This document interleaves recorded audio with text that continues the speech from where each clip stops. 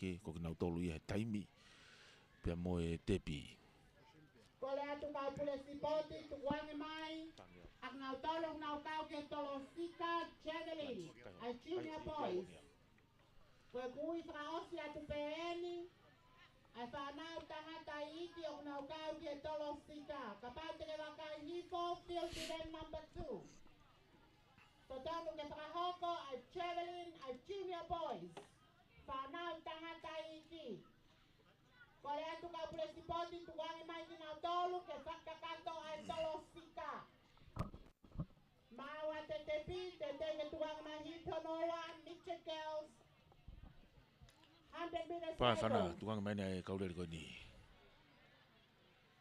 fu vave au bito ki fa fonga ko ni me he va ko lo aki ko va ko lo taki mai ko kaule kan ko Mitchell Girls taki mai va ko lo aki to ai fa fonga mai fihi Vai kololuaki, vai kololuaki, iyo ulaki mai a va ko lo aki ka ua hake ya fa to lu mai a va loto Kau polisi kau kurutu owae ni kapame atana sana.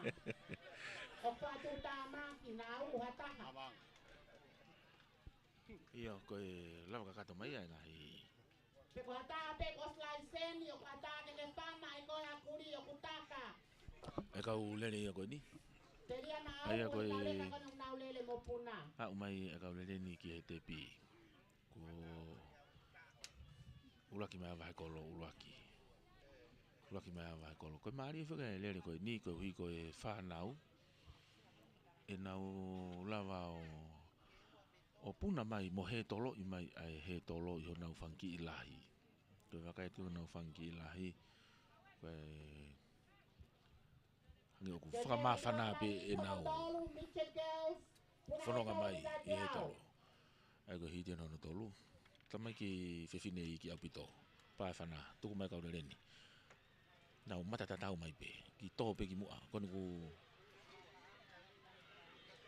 mai no ko risi ke la na no ku mua mai ua mata ilulu i kai ko ta ko vai ha kai no ku asi mai ai tua e he tolo fra osi ha o ma vai ha ke ua mata ilulu tolu mai akelana Malo panau ai ko hiti a hono tolu e Mitchell Girls porque tamai que fine iki au pito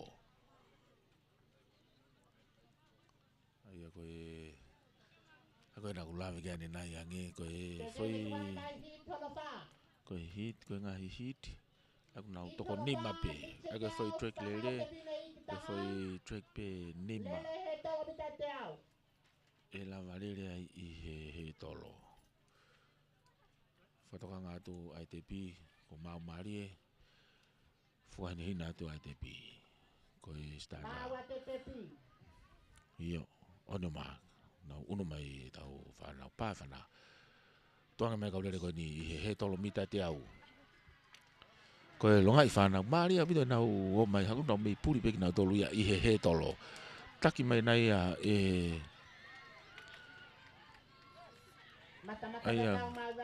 vai kolo ulaki mo tai lulu ngau mai ni ke te pi ko ulaki ma tai lulu ia ulaki ma tai lulu fika ua mai a vai kolo ulaki pe fo ki vai ifo mo vai loto ko fa fo nga ko ia pe me vai kolo ua na ngau mai ki he tolo hono tolu ko to ia ana ula vet ke ni na mari a bi na fia ko ni ko te vakai ko ia me tepi ki ona fangi la la hi e tu ko ia nga hi he tolo mari a bi na toki e a mai pe he na he tolo mai olua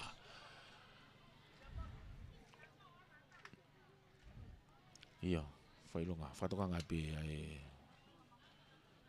fuka me he tepi ke fuka kula pe ke mau mari ai ulaki ua pe mo tolo ai ko na kula ke ni nai e ko na tolo e na nga taimi ai ulaki ua mo tolo pe a tohi fo no taimi ko taimi vavetaha ko taimi vavetaha ko ia e huki he finalo ko ia e huki he finalo i he falaite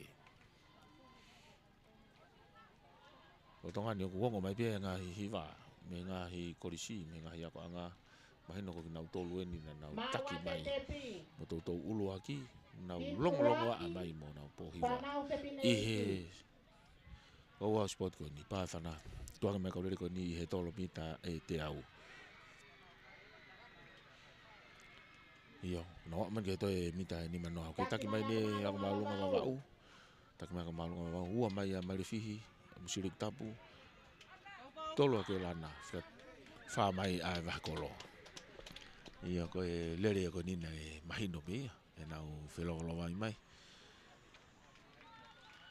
Pe hange ka ko kamatani a junior girls. E na o hiti uluaki ko ta mai fifine ki la hi ke ni. Pia me tau midget. Pia koe ki toi ia vei ua ia na wao mai ki he tepi. Ai ngā he lere pe he ni. Mai no me ula kia ua mo tolu. Pia koe ni ko whatoka ngātu ai tepi ia. I he lolotonga ni. Ai koe mau fuka ai place. Pia mau pia mo e taimi. Mau anau place I he ula ki ua pe koe tolu. Oku ikai uhinga ia te ke nima ka ku wawea ho taimi au te ke hu ko ki he whainolo ai au ku place ni pia me he taimi ai ko he tolo ko o mata hape kau ke pia mita te au ka ke mau atu te pi oni o ma pa fana tu mai ka le ko ni ki yo mo mangi ka tu mai ko ni koe ako malunga na mawau taki mai mua. Ai koe ako malunga mawau enu kui mua pitoia. Hoko mai ai kaulere. Kau mai ai vahekolo. Ai ko vahekolo luaki. Koe korisi ke la na be mo e vaheloto. Toki mui atu ai korisi tai lulu.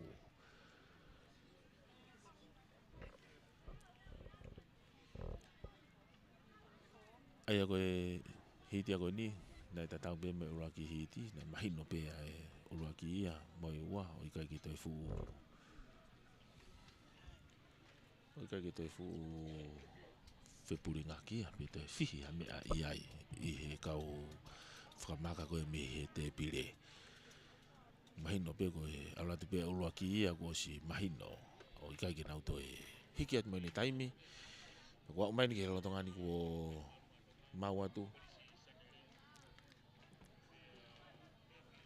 mawatu a te pia, oni o maka. Peche paifana, tuku mai kaulere koe ni, I he hito na tolu junior girls. E ko mahino, asi mai ene a vahekolo. E ko vahekolo, ikai, whafofonga ni o e, ako malunga vavau. Pia mo e korisi siurik tapu. Na mata tau mai, puna mai he tolo whakausi, whalaka mai e pia ako malunga vavau. Ua mai ai korisi siurik tapu. Pia tolu mai. Vahekolo uluaki Maria pita ki whelongo vai mai I he tolo ia ko ni hono turi mai o e he tolo he tau kau whiau hifoki I he lotonga ni koe mea e whiawhia ke whakao ngātu whakawheki mo tolo ko tau pe mo wakai mai ki tau reti o val 5.5 FM te mo wala mau re o moi ata I he tau pesi Facebook. He tau pesi Facebook I he Broadcom 87.5 FM broadcasting. Broadcom FM 87.5 broadcasting. I he mala e ni poni me he lolo halai walu me he vavau high school. Ai ko e lava ka te ia hiti ni hono wa. Hiti ni hono wa I he tau junior girls. Whailonga tu ai totaha me he tepi kua mau maria ia. Hoko ni ki he paifana. Tuku mai kau rere ia ko ni. Ai aku mahino pe takimu mai ko risi ke lana ia. Ma vahe mai ki tahine me ko risi ke lana fika o matai lulu fika tolu mai ako malunga o vavau. Au mai ki tepi. Eko laki mai a ke lana ua tai lulu. Tolu mai vahi hifo. Pe toki fika wha mai a vahekolo ua. Ai au mahino ko na ko hiti whakasieni ai Junior Kels. Ai Junior Kels. Kaike, i taim tatau peo ku unu hifo me ngahi timi. Me toi ngahi timi. Na tolko ia i he whanau whiwhine la lahi ake ki he tau whiahui tolo discuss. Ke tau whiahui tolo discuss. Mahino nau unu hifo ni ke nau kau i he whiahui ko ia. Ke lava lelei ai whiahui e kakai tangata. Kaike, paha whanau tuku mai ai gere ko ni. I he intermediate Kels. Ai aku taki mai ai a kolisi Kelana. Kelana nule taki mai toa. Ai au whikaua mai marifisi lu tapu. Nau whihi mai mutai lulu pia mo e ako malunga vavau. Ulaki mai a Kelana. Ua marifisi lu tapu. Tolu mai a tai lulu pia toi whikawha mai pia Kelana. Kaike, koe lava ia ai hite intermediate Kels. Ka i taim tanau pe oku hoko tai pe mo lava mai mo puna loa ai senior boys.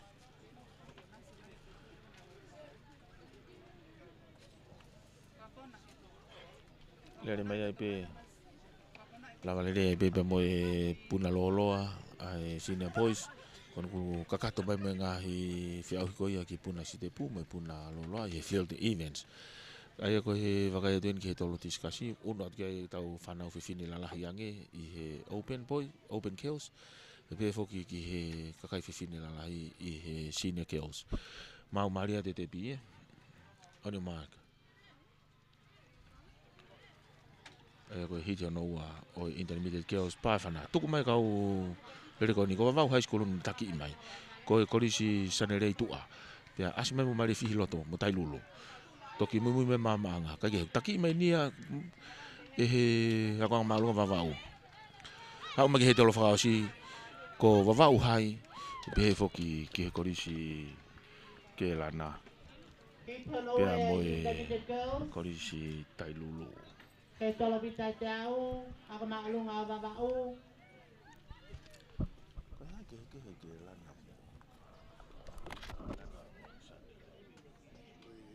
Malo panau dele.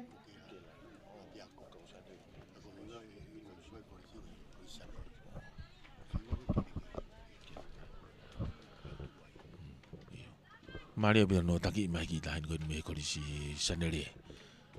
Ke korisi sanere. Ai lere mai ko ia i he hiti ko ni honotolu o intermediate Kels i he tolo mita e te au. I he tolo mita e te au. Ai ko tau motol ko mo wakai mai he tau retio ki he whamafola whangaton ko ni ko e mita te au tatau pe moia i te whaiwa. Tu tatau pe i he tawhaki whakatoke lau. Kamata mai mea ai tepi. On your mark. Ke chet. Iyo. Koe ki 4 starters. Pea ku te whafoki mai ki nau toi kamata fo. Te teo ke tukuange mai e lele. Ai a koe. Mitche boys. Panau tangata i ki taha. He tolo mita te au. Iya. Ku pau foki. Ai hiti ia. Ke tau whanau tangata i ki.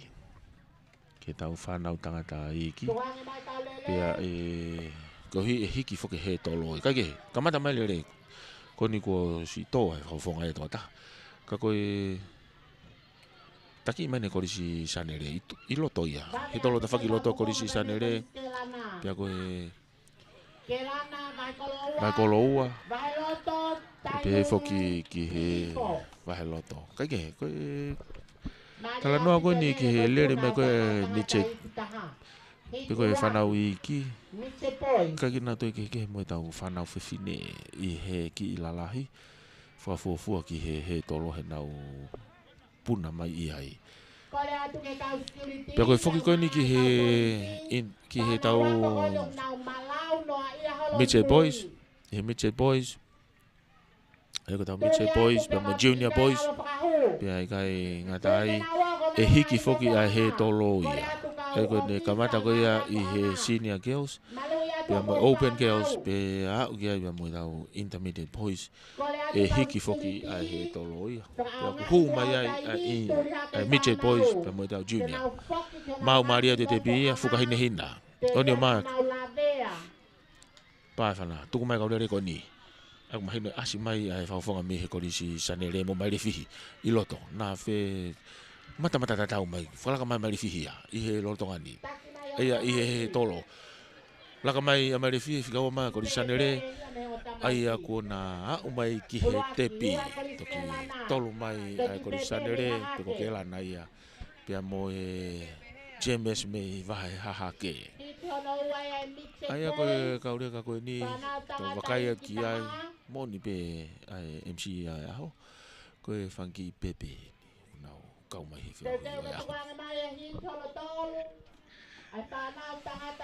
Hiti hono tolu o e whanau tangata I ki ko e midget boys ko e midget boys ko e event ko e he tolo mita e te au ai whanau tangata I ki au pito whailonga tu ai ofisa me he tepi ko mau mari he tepi o no mark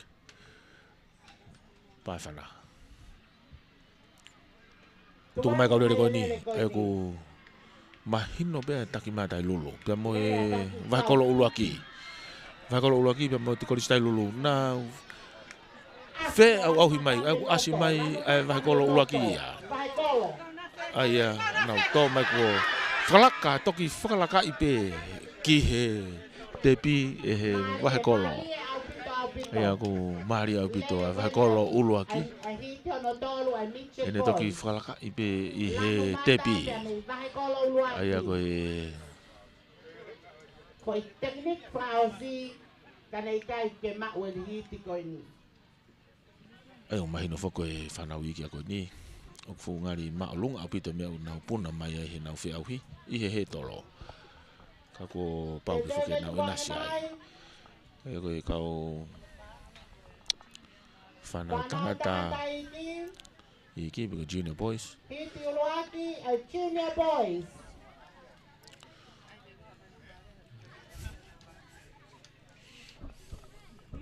e ke tonu mara mau mui api ako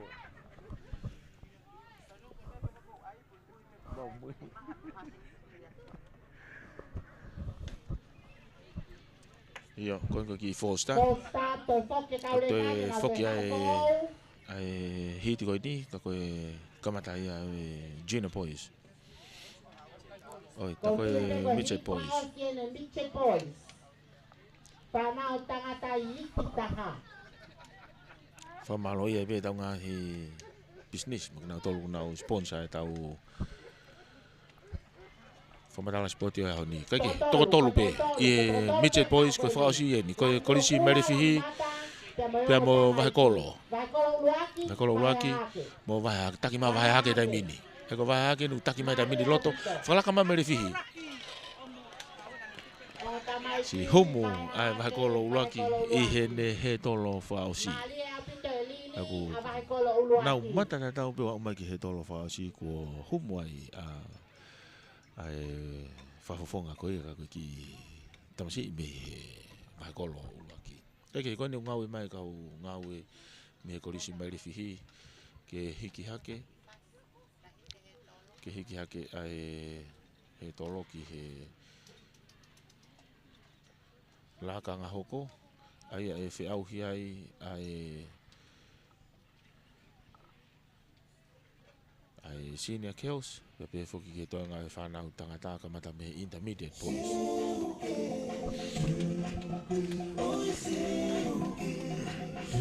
Whamalo ia pia panke langa whalangalaka tonga, PSP Bank, NBF Bank, Rowena Finance, Carl Senf, Ana Devunga Limited, pe foki EM Jones, Potungau e Meidek, Esi Aola Furniture, Whakatau Mafi Finance, I he komiti pe mo e Potungau e paanga pe foki whare paanga I vavau e ni whamaro lahi ki he office ko vana pe mo e pia mo luke si aina. Ai ko luke ni I loto nei afu mono hotele hanga tuki he aptanga polisi loto nei afu. E na loto fie mari ke na bobo mai. I he whamafola whanga tonu I he taure te o mo tau pesi Facebook. Mau mari hono hiki e ngahi he tolo. Mau mari hono hiki e ngahi he tolo. Ai au toe ai hiki ia e taha. Ko whailonga tu ai tepi ia ko mau mari. Tuangi mai ai kaulere ia ko ni ai aku whiauhi mai ai a wawa uhai. Ai ako open girls eh. Ai ako kalas fefine lalahi ini. Ai ko open girls. Ai taki ma wawa uhai. Whalaka mai a korisanere ia I he tolo whakaosi. Ulaki mai a korisanere pia ua mai ai whaufonga me wawa uhai pia whiatolo mai pia wawa uhai. Toki whikawha mai moe whaufonga me korisanere. Ai ako korisi ke lana aia.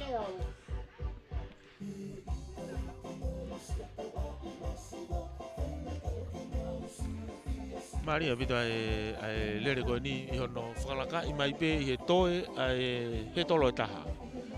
Toe ai he tolo e taha. Pia whai e ngau e mai e kau koroskula ki he whafofonga ko ia me he korisi siurik tapu. Ai ki whatamaki.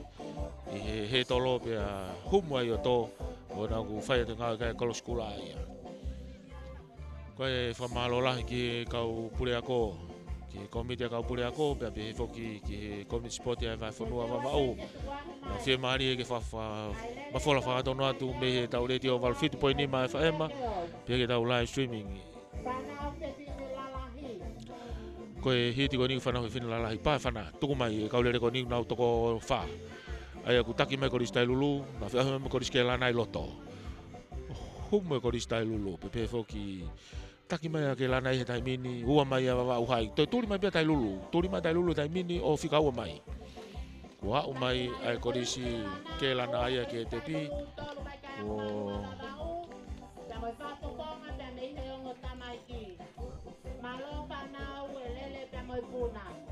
Kua au mai a ke lana aia ke te pi. Pia ua mai tai lulu toki whikatolu mai ai a wawa uhai. Hai koe kumo wongona mai, koe hitula kena, senior girls. Senior girls, me he kau whewhine lalahi ia. Ngau hiti uruaki. Whailongat me te pi, ko mau maria kau ofisiare pia me he te pi. Pai whana tuangi mai e lere koe ni. Maria apito ai taki mai he tahini me korisi ke lana. Korisi ke lana ene whareari no tare ni ti.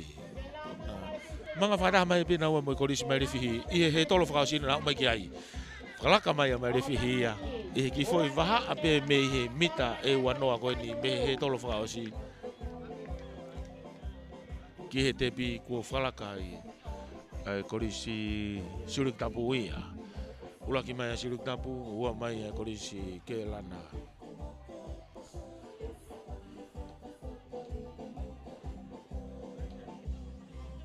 Bea toki tolo mai a bea korisi tai lulu.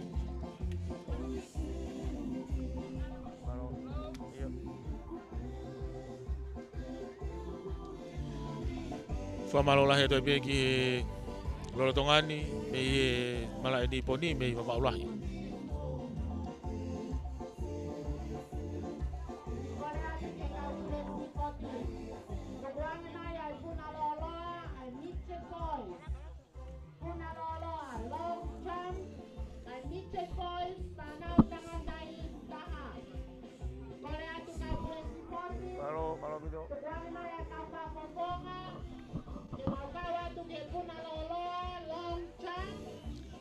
Ai koe intermediate boys. Na wak mani ke te pi, ku whikaulaki mai wahi hihi fo. Ua mai whawhonga mea malunga to, wawau. Pia toki tolu mo whaatua tai lulu. Pia mo wahi hake. Intermediate boys.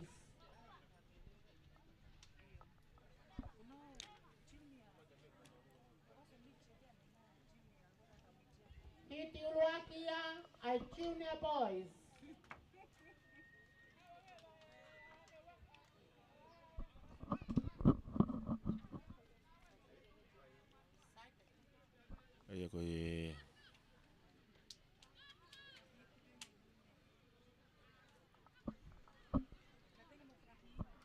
ok ai whaka ai risi he ni ngā tolu koe ngā hi au hi mai koe ni. Ta tau pe he tau ngā hi field event, me pe whoki ki he tau tolu koe ni he ai aku risi koe ko mau he ni. Aku kakato mai he ni ngā tolu koe i he midget. Ya ai ko midget boys. Ai ko junior boys ni. Ai ko junior boys ni. Pe me he vahe loto ko apiri milo se finau fo pa mga tu. Lu pen ni fifita, pen si mani pare fau ulo aki tu na vai mo te vita tu na vai ka ke pa fa na. Ko ki full start ya. To fa foki mai ya. Aku to Hiti Honoa o junior boys. Aku ngā hingoa koe nā ulawe ki ai o ku whakahiti mai whoki eni i he rotonga ni. O ka peni tang mana kailani hiri whakanima. Pae whana, tuanga mea kaulere ko ni whiunga mo toko wha. Ai aku taki mai mamau au pito mai vahe kolo ia. O ko vahe ifo ia. Ai ko vahe ifo no ma vahe mea kia he tolo ua. Au mai ia ke te pi, toki au mai ua tolu mo e wha ki he te pi. Ai a koe whafofonga ai a koe ni me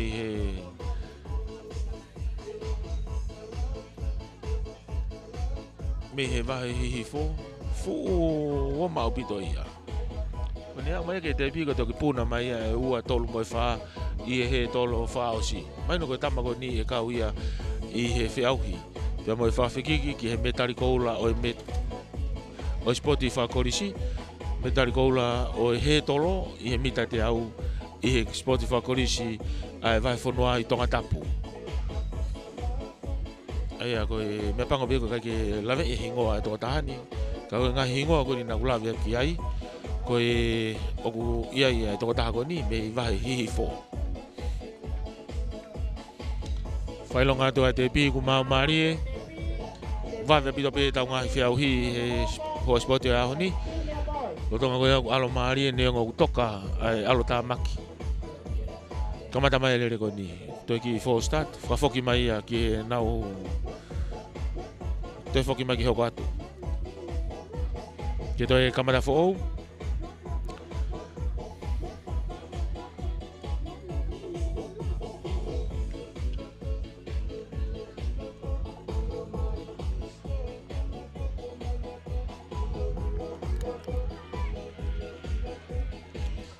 Pai whana tuku mai lere koe ni. Whakalanga mai tai lulu e taki, mawahi mai tai lulu e lotonga ni, whikaua mai korisi ke lana tolu mai a wahe kolo. Tolu mai wahe kolo ua. E ku ulaki mai tai lulu, ua mai a ke lana pia tolu mai a wahe kolo ua. E ku mahino pe ki vawe ange ai whiau koe ni, pia moe toe lele i ange, pia toe o ma wawe ange. Ai kau whiau hi mai koe ni whakai ki ai. Kau hi pia koe maalunga o he tolo. Pia toi ki lalahi ange mo nau tau tangata. Ke nau veipa mai i he ngahi iweni ko mga hiti koe ni ko tonga whakahau koe lo tonga ni. Kai ke toka maari e pia ngai mea no katoa ni ango ku au fia pia kau popo uri ai langi ia. Kau ku whamalumalu ai e tau whanau ako, pia mo tau kau sipoti foki.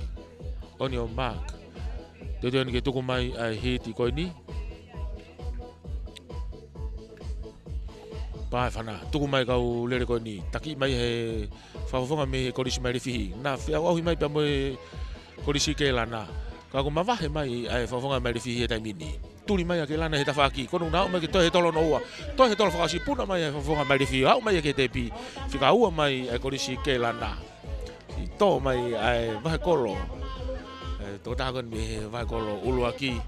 Puna mai he tolo whao si. Tō pio teka mai pio au mai ki he te pi. Koe ofa ri o amoni.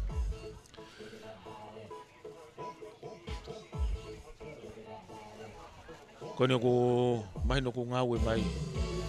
Ai kau ngawe pe me he kako e whanau ako pe ia. Ai korisi marifihi mo siru tapu. Kuna ngawe mai he lolotonga ni ke hiki hake. ke hiki hake e tau he tolo. E taim tatau pe ke whamalo i atu e tau kau sponsors. Whamalo lai foki ki he tau potunga aue. Potunga aue e whakatau aki, pia pe ke tau tolu i he whakatau aki. Potunga aue whakatau aki me whalakalaka wha ekonomika. Pe foki ki he wāhenga taha ono. Ka kona u whafofonga wharearea, ke wharearea tonga ko toke tā William i waske la tu. Koe whamalo lahi ki he whafofonga wharearea. Toke tā William i waske la tu, pia mo e wāhenga taha ono. I he nau poupou mai. Koe mo e ofa heni, koe mo e ofa heni, mo e whiekau mai. Koe ke loto, ai whafofonga wāhenga taha ni maa. Whafofonga me he wāhenga taha ni maa.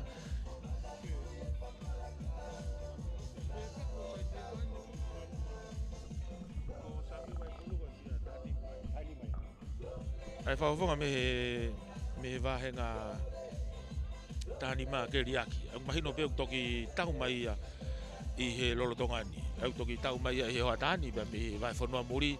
Pe e whanua re tio mai pe ona po Sami Waipulu ka koe tokon pare mia ia. Ka koe whafofonga wharearea ia. Malo. Me he wawau tahanima. Wawau tahanima. Koe whiwhia lahi. Ko ia koe ofa koe ni pia me he MTED. Aia ko ki nau tolu ena. Nau poupou mai i e tau ngā ue o e aho ni. Pia pe foki ki a luke. Mo ki nau tolu koe ni ai kau whafofonga me he wharearea tonga. Me he te pirea e kakai. Me te pirea hau eiki. Whamalo lahi atu. Ka te mou tolu ke tui lake pa. Pe foki ki tui a fitu. Ke no pere na fio tu ya fitu pe mo tu la ke pa pe mo ngo whafofonga e ua ke whafofonga kakai me taono mo tahanima e ko ona po to ena via mi waskela tu pe fo ke ona po Sami Kuita Waipulu mo tol ko te kia e whafetu taki te maua watu pe o kawai ai ngo whafofonga no pere pe fo ki he whafofonga o wawau tahanima.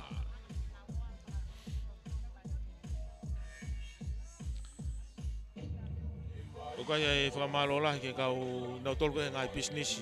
E ngai business e ni i wawau ni pe ia.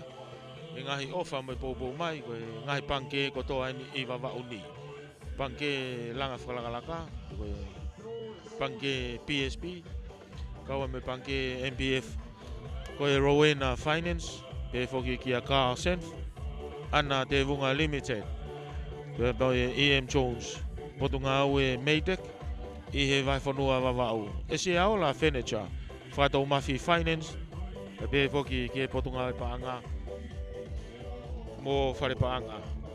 Kau ki ai pe me ofisia. O e kovana. Wakai atu ki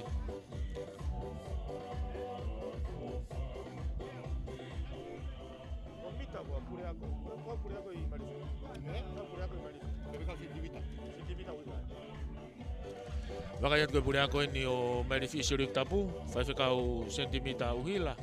Pia mo ni kau ngā ue, nau hiki hake he tolo. Ia e whiauhi mai ai e kalasi lalahi ia. E kalasi lalahi ia. Kau ko wakai atu ki he tepi, ko whukahina hina mai. Teu e ni ke whiauhi mai he ni senior boys, pae whana. Tuku mai ni, he tolo uruaki nau mawahe mai tō, ai whakafofonga ia toko taha. Toko whaa benu nau veipa mai, taki mai re whihe lotonga ni mo tailulu. Na whiau auhi mai, puna whakataha mai he tolo taimini, nau maki he tolo whika tolu. He tolo whika ona ke puna whakataha pe, au maki he tolo whakaosi, whalaka tailulu ia. Whalaka mai tailulu, au maki te pi, uraki tailulu. Whika ua mai re whihi. Whika whaa atu, whika tolu atu, ai ako malunga wawau. Whika toki whika whaa atu a ke lana. Ako anga mama anga. Ai koe whafofonga koe ni ako anga mama anga. Koe ne uraki he tolo pe a si tō ia. I he ne he tolo. Kai tau tuu peo tūri mai. O ofi au pito mai ki he mui taha ia. Maria bida lere mai koe ni. Ai whiau auhi mai ai whafofonga koe ia mei he korisi korisi tailulu. Pia mo famole mo korisi ke lana. Korisi ke lana pia mo mai le fihi. E na fe au hi mai koia I ngā hi he tolo toki whakalaka pe I he tolo whakaosi a korisi tailulu. O au mai ai ki he te pi.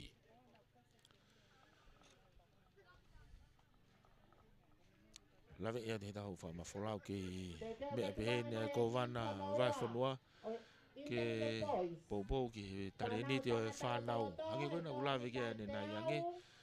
Ko hiri pe ai I veni koe ni te tau hoko rewa ki he tolo ki he takai e tahape koe mita ai whangi au. Pa e whana tuangi mai kaurere koe ni ku nau toko wha. Ai ku asi mai whawufonga ia pe me le fihi loto. Humu ai whawufonga tailulu. Taki mai ia e ako maalunga vavau. Ako maalunga vavau taki mai mavahe au pito mai ia. Puna mai he tolo whakausi e taimini toki puna mai a mai le fihi siuri ku tapu. Ka kua au mai ai whafofonga ia pe mehi ako maalunga vavau ki he tepi. Koe tama koe ni nai lere mai koe ni. Oku taingari hono sino pe moene mono ki lahi. Pe moene taki I mai ia lere moene whalaka mai I he kau tangata ki lalalalahi ange. Koe no kutoe makai atu kia sentimita uhila koe pura koe ia marifi sirik tapu pe moe whanau ngako korisi marifihi nau unu mai ke te tahai hake aia koe hiki whakaosi eni aia koe hiki whakaosi eni mono ia e tau tangatani I he ngahi ahoni maue ngahi mea ngau lelei taimi koe nei lo loa au pito ai taimi hiki o he tolo koe kau ia I he foi whatongia ku neanga o whakaloloa I ngahi hoa sipoti ka kono hiki he tolo ka ku fu lelei au pito ko siu koe sipi ngai nu ton ke mui mui kai e ka commit spoti a vavau a tonga tapu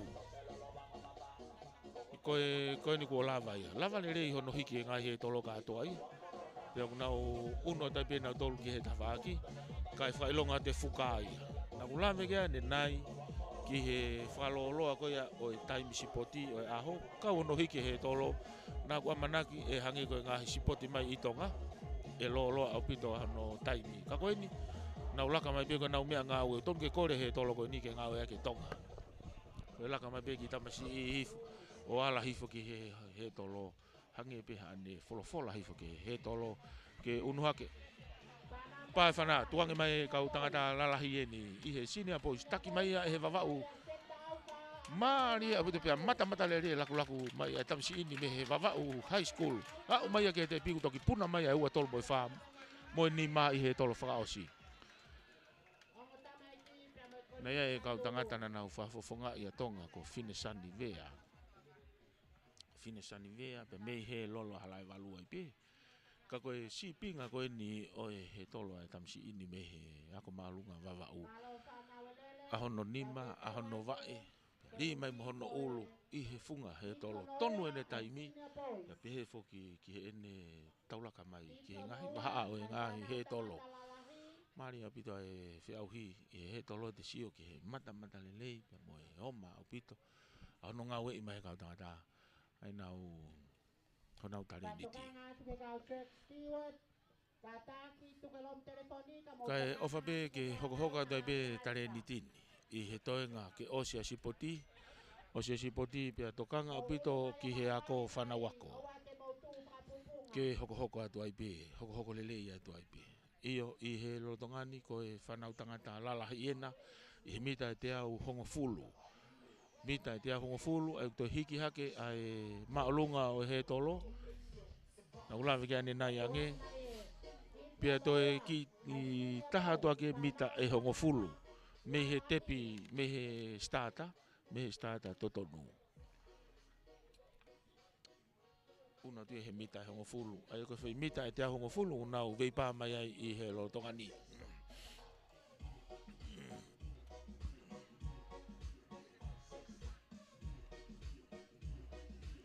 te ke mau mari e tau te pile koe nau tolu kau taimi nau tolu nau whailonga I ngahi places ko nau tolu ulaki ua mo tolu pa whana tuangi mai a kaulere ko ni whalaka mai e korisi marifihi he taimini taki mai korisi marifihi au mai ke he tolu whika ua he tolu whamui mui ku whika ua mai ai korisi ke lana e whika tolu mai ai vava'u high school pe toki fika wha mai ai korisi tai lulu.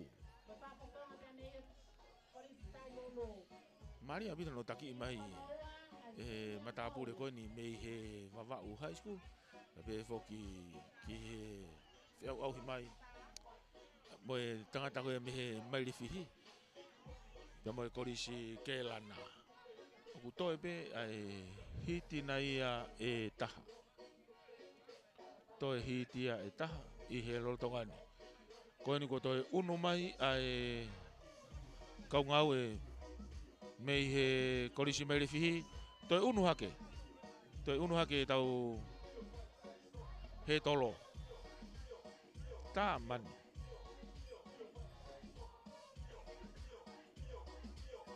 ko ni toe unu mai kaungau e me korisi mai rifihi o toe taha ia ke maolunga o he tolo ke fai mai ai fe auhi ai aku hange ke te au ko e toi pe ai hiti ai taha he ko waka ia te aku me he ni ai ko mita te au ko fulueni ai ko kalasi tangata lalahi au pito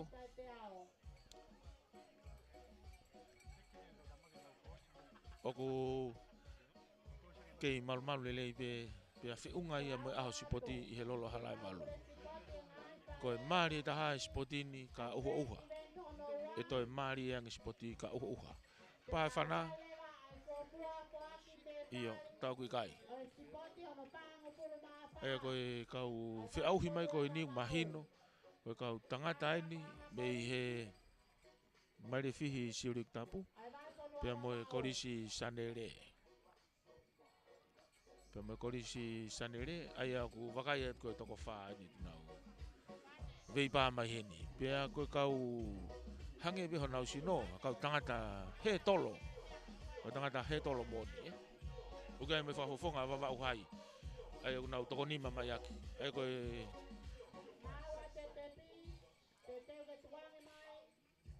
iyo whailonga atu te pi mau ngai te pile iyo Onyo Mark Teu ben ke tukang mai ai kaulere koni tukang mai mava mai kaulere koni taki mai he korisi sanere fikau mai korisi sanere ai na felo vai mai pe mo fo me he mai le fihi na wa men ke he tolo fika wa taki mai pe ai korisi sanere ha mai ki he te pi ko ulaki mai korisi sanere pe ke lana fikau mai mai le fihi fika tolo mai ai korisi ke lana ai pe ai ko e hiti fra osia ang mahino ko hit fra osia i he open boys porque kelas tangata lahi au pito ka ko e pe mo lava ka to ia ai event ko e he tolo mita te au ngo fu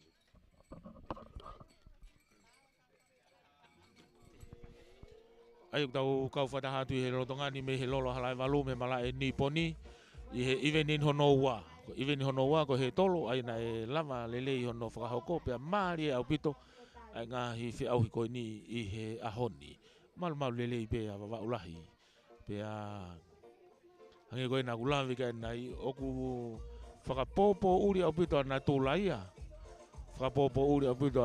ia i he rotonga ni ka ito e maari ange i he taimi ka lolo hi whai hafu uha e maari ange ai kau whakakai ia me kau poupou i he kau sipoti koe unu mai na tolu koe ang nau whai whatongia pe me i he starter na unu mai eni i he lotongani ke tau kau whatahatu i he kamataanga ia o e mita e whangiau pe koe takai taha ai koe ngahi lere koe ni wawi a pito peia pe whamalo ia i pe ai tau kau sponsor i he hoani ai aku e whamalo lahi ki he ongo whafofonga me he ongo wahe whanua me ongo wahe ngā whiri i he tahaono ai ako ona po toke ta via mi waske la tu me he vava u taha no ya moe vahenga fili taha no moe fafofonga te whamalo ki he fafofonga wharearea pia mohono vahenga fili ka koe fafofonga fokieni pia koe ekmistai a potunga o whakatau aki moe whakalawha ekonomika ai ho tau ki puriangani ai o tau kou whataha i he lorotongani i he whiawhia lahi i he ne pou lahi mai ke lava ai whakamafola ko eni ka koe whafofonga wharearea me vai whanua wawau me vahenga fili taha no o toke ta ona po vriami waske la tu pe pe foki ki ona po sami kuita vai pulu ka koe whafofonga ia ki he wawa utahani ma i ena pou malohi ki lava ki whakahoko atu ai whatongiani pia ia whiawhia whamalo ki hongo nopere i he te pire kau nopere i he pou mai e whai pe a uatu au taki atu ko ia koe whatongia mamafa ki he tare niti o ko kau foki ai sipoti i tare niti pou i he vahenga ngā aue i he vahenga mo vahe whanua o au ki he katoa whakawhanua pia kau ai hono pou i pia mau ai mo ui ki he o te tongani Aia koe tolo tiskas as senior girls traveling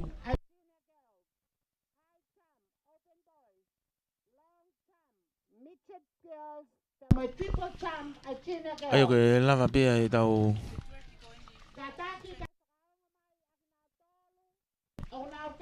ai koe mita e whange au ka hiri pe ni te tau hoko atu ai pe ki he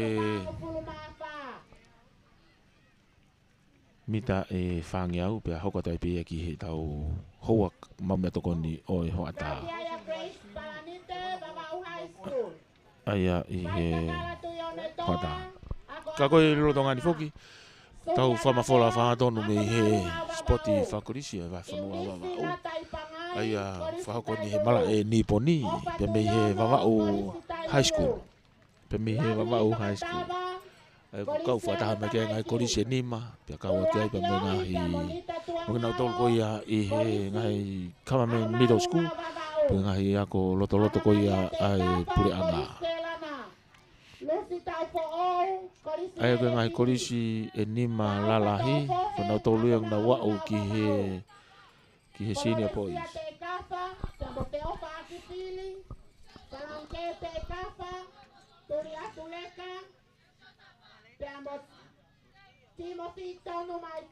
koe tim sport eni ai mama anga korisi mama anga ai ang mahino pe koe korisi ni Kristiane koe nau tolu nung nau lava mai o punou pe nau tolu tu imu ai he kovana ka koe whawhalanglangi o sport o tau ni tau a whe uafa lawa mo nau ngahi vesi lau loto me vesi forfola pe gai fuk me vesi lau loto mari e ku nau lau mai he kai te utoki matangi ka te utoki poini ka ke koe teu eni ki he tau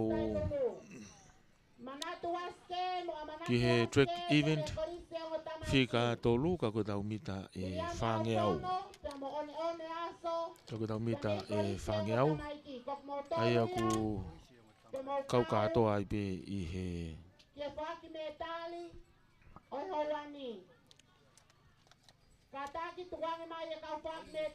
Wakaian koe ki he tolo tiskasi he field event lolotonga whari ari ai ai whahofonga ia me he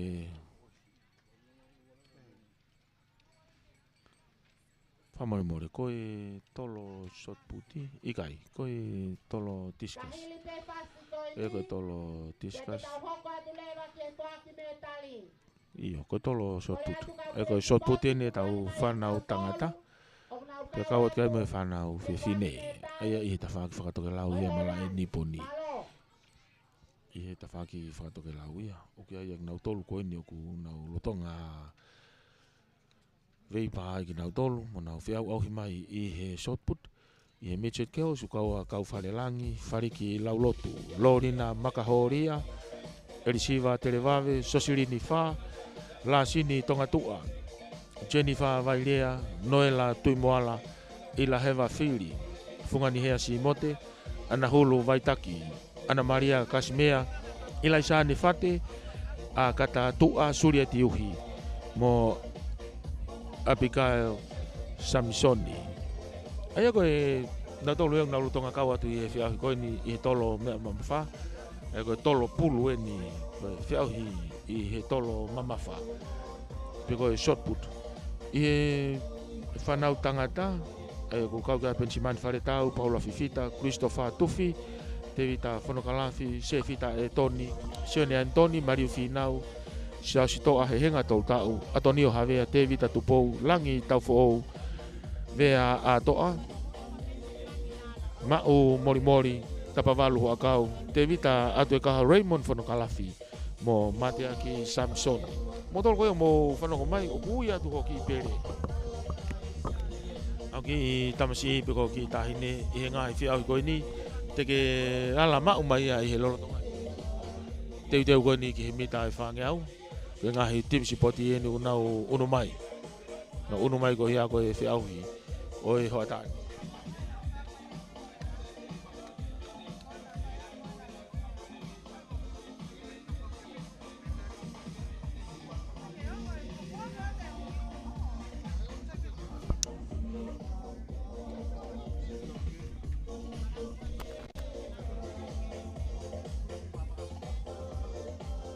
Whamalo ia i pēa ki nau tolu koe ni ko nau toko ni mai. Ko ia koe whawhainga maari e, whamafola, whaatonu me he mala e tāla me he lolo halai walu.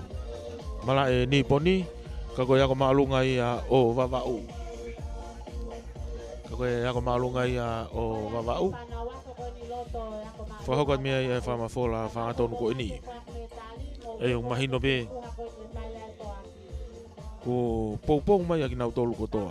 Kau ai whuku moi muri koe ni ko luke saina i loto nei afu. Ko kau mai o ala mai ke poupou i moteke tare niti. Tare niti o e whanau. Timi spot e ni a tailulu. Aia ko timi spot whewhine e ni ko nau tolu te nau kau mai i he lere mita e whangeau. Mita e whangeau. Ai ko nau unu atu ki ai i he lolotongani. Kau pia kalava pe mita e whangeau. Te tau hoko tau rewa tau tolu ki he mita e uangeau. I kai, whamore more. Ai lava ia pia hoko ai ki malolo i he kai hoa tā. Malolo i he kai hoa tā. Pia toki hoko atu ai ki he e tau track event whika wha ai koe whaka osi ngā ia. Koe mita e uangeau. Ai koe mita e uangeau. Pea moe lere fuka mita e te au. E te tau tātuku aki ia. Ai track event whika nima. Ai koe event nima ri e taha ni oe uraki aho. Ka koe hiti koe ia ngāhi lele. Koe hiti koe ia ngāhi lele fuka motu motu. Ai koe mita e te au ia.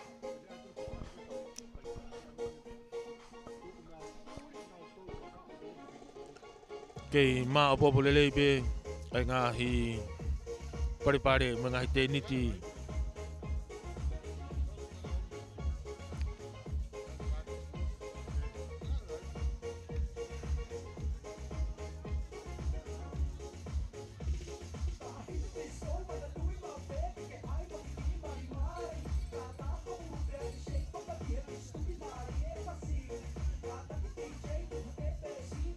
I he taim tatau pe lo tonga whanowhanofo e taimini e ko Mitch Poti. Ai whaki me tari. Ai whaki me tari ki nau tolu koia. Tau te whito eni ki he ulaki fofua i veni o e aho. I he mita e tahawhi ni mangi au. E koe mita e tahawhi ni mangi au. I he Junior Chaos. Intermediates. Pe okay, opens. O tatau pe ia.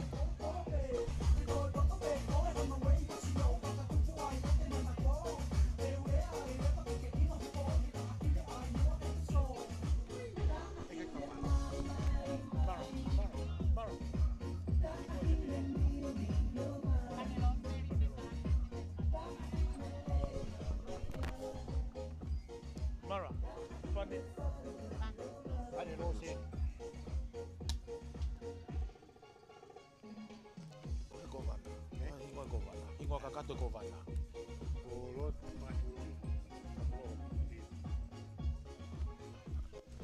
I he lolotongani ko mau mari mai ai tiu talahia o ia ko malunga vavau.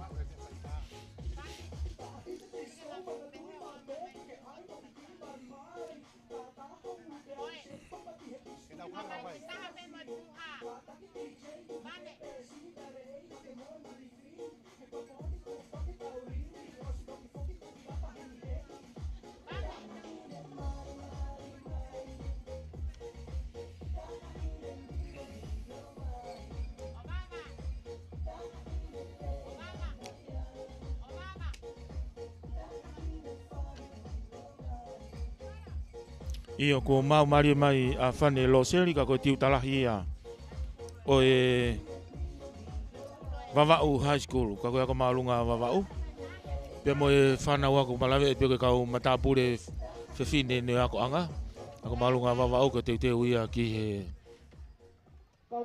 foki o metali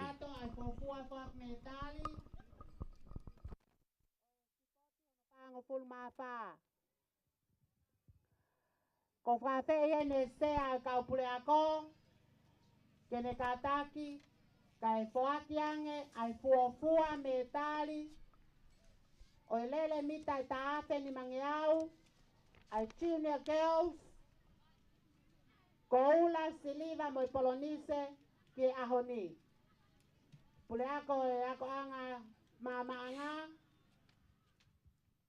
ke ne kataki kai foaki ange Uluaki pe moi koula.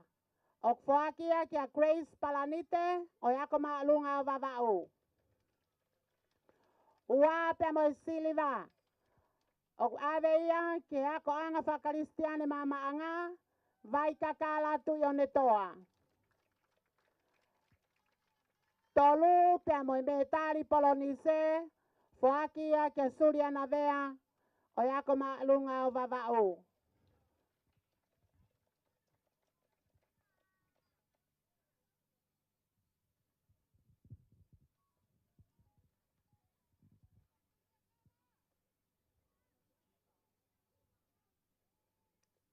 Malo puno.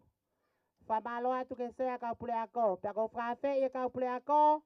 Ke mo kataki o hoko atu ai foaki o ngahi metali. Ki ngahi yako anga taktaha. Lele mita tafe ni mangeau. Ai intermediate girls. Uluaki pe mo ikaw la. Aveia ke kolistai lulu. Iunisi lata ipangai. Ua pe mo Siliva. Aveia kia ofa tu yono o korisi tai lulu aipe. Tolu pe mo polonise foakia ki ako korisi ayongo tamaiki lovely fakava.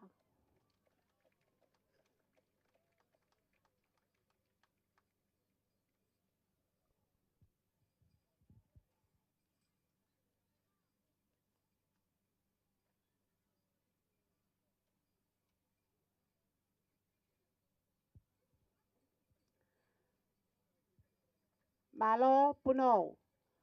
Lele mitai taha feni mangeau. I open girls. Uluaki pe mo ikola. Ako malunga vavau. Uluaki ohi.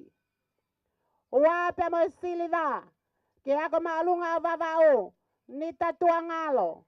Tolu pe mo polonise. Foakia kia Ana Maria te kafa. O korisi sangato petelo sanele.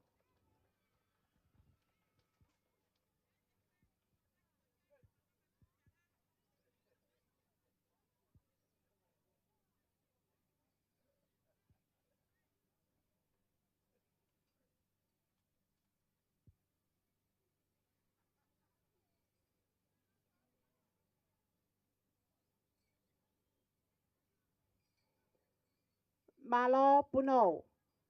Lele mita taha feni mangeau. Ai senior girls. Fanau fefine lalahi. Uluaki pe mo ikola.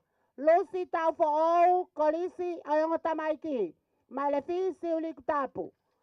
Ua pe mo Siliva. Tau fato fohe o yako maalunga o vavau. Tolu pe mo polonise, fololesia te kafa, kolisi sangato petelo sanele.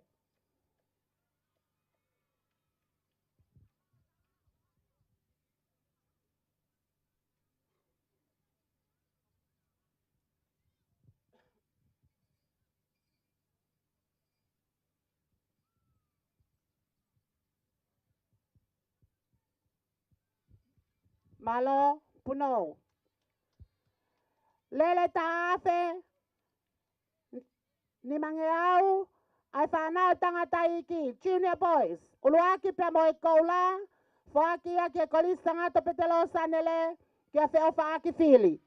Ua pe mo siliva vavau high school tangi mesia toke. Tolu pe mo polonise kia kolis tailulu vilimori latu.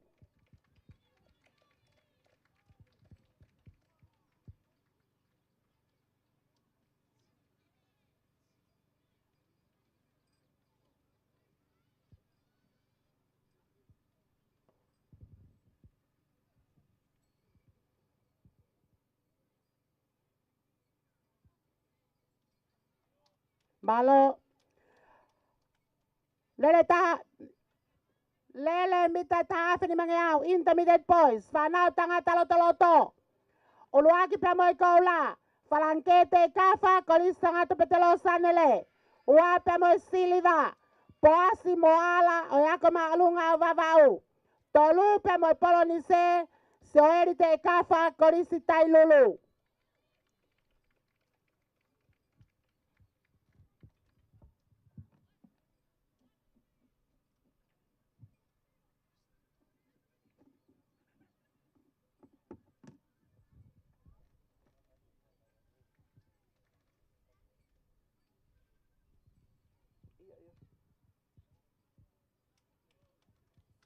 Malo lele mita taafe ni mangeau ai whanau tangata lalahi. Uluaki pe mo ikoula foaki ake kolis ke lana turi atu leka. Ua pe mo siliva Samsoni la taipangai kolisi tailulu. Tolu pe mo polonise aveia ke kolis malifisiri tapu amanaki waske.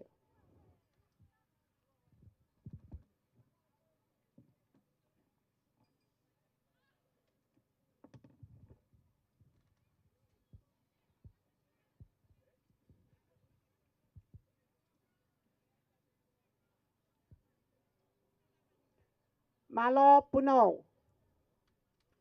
Lele mita taafe ni mangeau ai open boys. Uluaki pe mo ikoula manatu waske kolis malifisiri tapu. Ua pe mo siliva tangata fisi hoi yako maalunga vavau. Tolu pe mo polonise kolisi tailulu sione manakofua.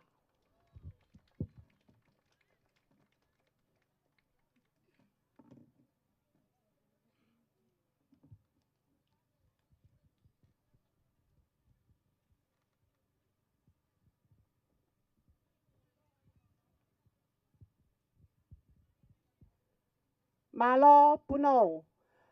Me tali whakaosi foaki ake puna loloa long term ai open boys. Uluaki pe mo ikoula Viliami Alfono kolisi ongo tamaiki. Ua pe mo siliva one aso kolisi ongo tamaiki. Tolu pe mo polonise kolisi sangato petelo sanele Timofi tonu maitonga.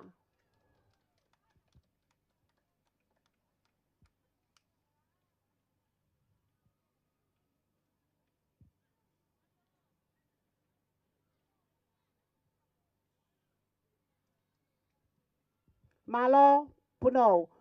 Famalo lah ya tu ke kau pule ako ke lava ya fofua fak metali. O sipoti ono fang full mafa.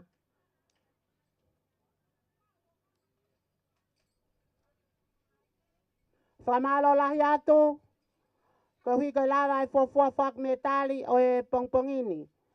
Ko tau track event honoko ko lele mita e fang yau. Pia ko ngai event ki loto malae. O kuya ye tolo tiskas e senior girls, traveling and junior girls, high jump and open boys, long jump ai midget girls, pe ai mo triple jump ai junior girls. Ko le atu ka pule sipoti, ka pau tika ke nau lava mai ke marshalling, om ke nau tolu ko hike whakakato e nau tali ui. Ka hili ai lele mitai whange au, te tau tok hoko atu ke mau mea toko ni hoa tā. Malo. Ia koe lau kakato ia e whaki mea ofa. Ka koe me tāri whalanglangi ki nau tolu koe ana e kau mai e whiau. Me tāi ka hawhi ni mangi au koe fofua event ia. Fofua track event ia e aho. Koe tāwhi ni mangi au whatota tau be whiwhine mo e tangata. Whatota tau be whiwhine mo e tangata. Nau kau whataha i e whaki me tāri. Ka koe sea whoke kau pure ako. Pia moe pure ako anga mama anga koe na ne kamata ono whaki. Ngai me tari whalang langeni. Pia kia nau tolu koe koe kau fofua me tari koula ia me tari siliva. Pe whoki ki he me tari polonise. I he ahoni koe fofua lere mita tahawhi ni mangi au. Unu mai e tau polokalama. Koe mita e whange au. Koe mita e whange au tau hoko kia i he lolotongani ko mau maari atu ak nau tolu ia pe mei he tepi. Mei he start. Aia koe midget girls. Te ulau atu pe ngahi hingoa. Te ulau atu pe ngahi hingoa e toki whakawhaike heke hei pe ki nau tolu. Iho nau ngahi teu teu. Midget girls i he mita e whange au mei vahe loto. Fatima Simote, Melisila Vaiaku, Ofa Katoa. Aia koe kau whawhawhanga toko tolu. Koe vahe kolo ua, Naomi Takau mo Charlotte Pascala. Vahe hahake kia e toko tolu, ana hulu lātu Reilani Mapuhola mo Amelia Halaufia. Vahe whokia Karis Mafi, Liliani Tangolo Tupou Talakai. Ihe sangato pita piko e ako anga kelana kia Maria Takau ila hewa whiri mai le whisirik tapu ko fungani hea si mote mo ana holo vaitaki vahe kolo uluaki absaki fisi hoi mo toaka se moi moi korisi tailulu ko lo sarima halahingano mo seim ni similai ko mama anga oku o mai me whafofonga toko wako airini havea mo una loto kula. Ko e loto ngani foki te weni ai lere te weni mita e whange au. Te weni lere mita e whange au. Ea koe midget girls. Pia koe kaurere eni. Ea koe ai whanau iki au pito. Wakaiat ke whanau iki koe ni oku nau fu iki au pito. Ea ko wakaiat ia aku whahoa. Ki he kaurere koe ni. Ea koe kaurere eni. Oku reni ula ke tai lulu ua wahe kolo. Skatolu mea mama anga. Reni wha wahe kolo ua. Itu au pito he reini itu oku iai ai korisi siurik tapu. Aia koe tuku mai nea lere. Nau wak mai ni he mita e tongi au. Mahino au pito ai asi hifo. Ai whafafonga ia. Pe mei he wahe kolo. I he ia ko wahe hake kataki. Ko tai lulu ene ku turi hake na wak mai he mita e wange au ni manoa. Na wak mai he mita wange au ni manoa nau. Mak mai ni ki he mita e wange au toi mita wange au ku whalakai whatai lulu ia. Manga i whatai lulu ia i ni loto. Taki matai lulu. Hoko mai a whikaua maa wahe hake. Kai he reini a ki tua. Ka tolu mai mama anga. Pepe whoki ki he wahe kolo. Na wak mai ke mita. Toi mita te au hongo fulu. Toi mita te au hongo fulu. Ko asi matai lulu. Asi matai lulu toi mita e valunoa. Toi mita e valunoa. Toi mita ni manoa ke taki petai lulu. Ka koe ki tahine si i tahaini. Ki tahine si i tahaini. I he kaurere. Kone ea o mai a ki he te pi mei tai lulu. Lova vai mai ni ai kolisi ako anga pe fruta tolo mai vai kolo ulaki o mai ni mo vai kolo vai loto ki te pi pe ke kolisi sirik tapu baka ia ka urere ko ni ilonga ai iki ange to tangata ai iki ange to tangata I he ngai to sipoti ko ni fa ho ai ke ngai taimi mai ki mua aku mahino pe aku to ki va viange ai ako ai fa nau na wa mai ki he loto ani hiti honoa o e mita fange au ko e takai taha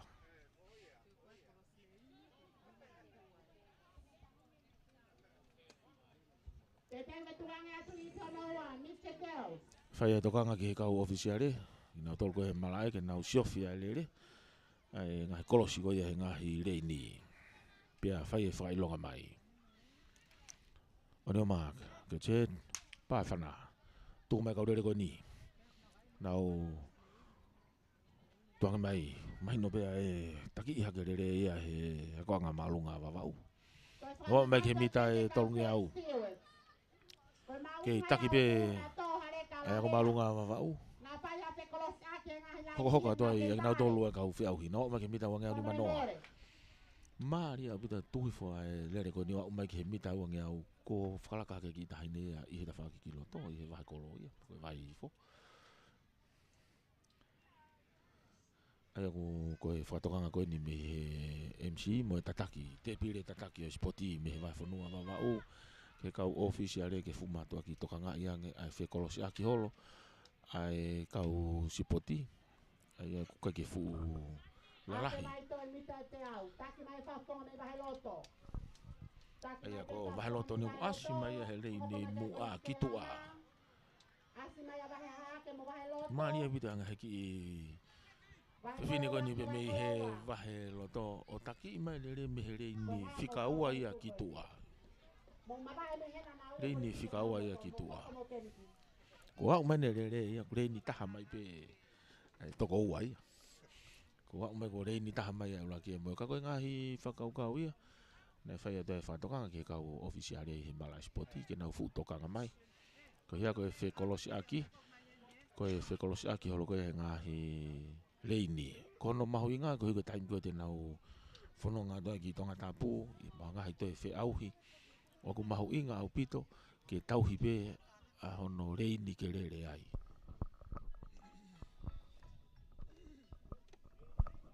lo tonga ni tau failonga mai ai starter pa fana tuanga mai ka lele ko ni ku tai meta vai ko lo wai loto taki hi fo lele ia he ongo fa fofonga me he vai ha ke me vai fo pe mi tu aia I he ni tau potu ia ki tua mai no ku maria o vita lele ko ni ko ki tahi ne taki hi fo le ki tua o ku fu si fa uia ka ko ina ku ne ke ya mai pe ke wanga ni mita wanga ni mano ku ne ke taki pe kai manga hai fo ai ngo fa fofonga pe mi loto okay tai mi pe va ko lo pe me le ni loto pe me mui no man ke mita ai wanga au imagino ni ai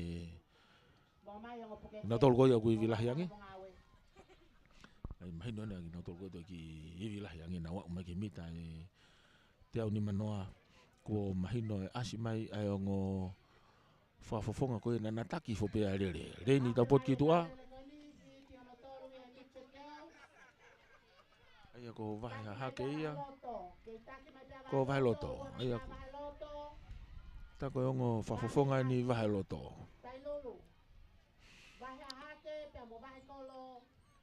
ta ko ngo fa fofonga ni vai loto kuna ula ki ua mai turi mai e tai lolo ko o fika ua tai lolo ta ki fika tolo mai ai a vai hi fo ta ko ngo fa fofonga me vai hi fo ai ko ngo fa fofonga me vai fo ko vai kolo ka ko na te unga pe na tatau ai ai falani hina pe fo ki he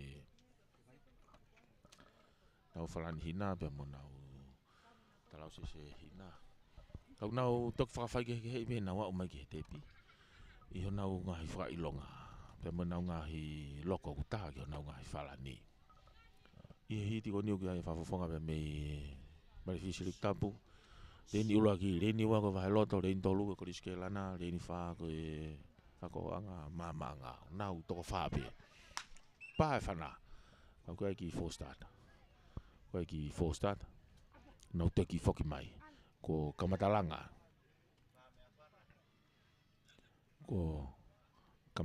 tu ngo fa fofonga ia e to ua e ko e fa fonga me e vai fo fa mo mole io me vai fo pe mo e fa fonga me mai fi sirik tapo pa fana langa te ka langa to fa be mari a bito taki de tahine me ko disi ke lana asima e ko disi sirik tapo e loto no man ki mita e tolnge au ke taki mai pe ko disi ke lana fika wa mai ko mai fi sirik tapo ai una manga lele pe ngo tamai ki ko ni me ngo fa fonga me he ngo ako angan no mai ke to e mita wa ngi ni mano ke taki pe ai ko disi ke lana ia fika wa mai ko disi mai fi sirik tapo ka ko e tapo ta hai e ni ki loto ate na uma na fe he mita e wange au e mahino ai ai toki fe ke aki o to hiki mai aki na hine me ko disi ke lana mo ya umai ki hona u nofo anga ko to pamu ia e via mahino abuto no ki vevela mai ala ki ulo mai e fofonga la he lo ngani o me e a mafana ka ku wa umai ni ke to e mita e valu noa to hiki mai fa fonga e me he korisi ke lana na mai to mite ni manoa turi mai e korisi mai le fi sirik tapu helo tongani ki he fika ua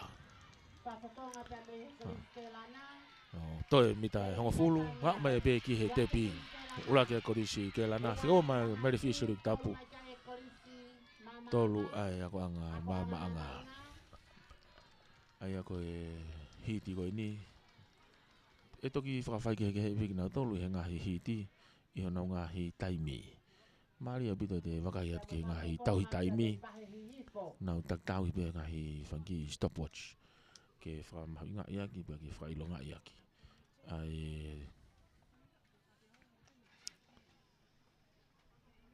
uraki mo whawhai ke ea uraki ua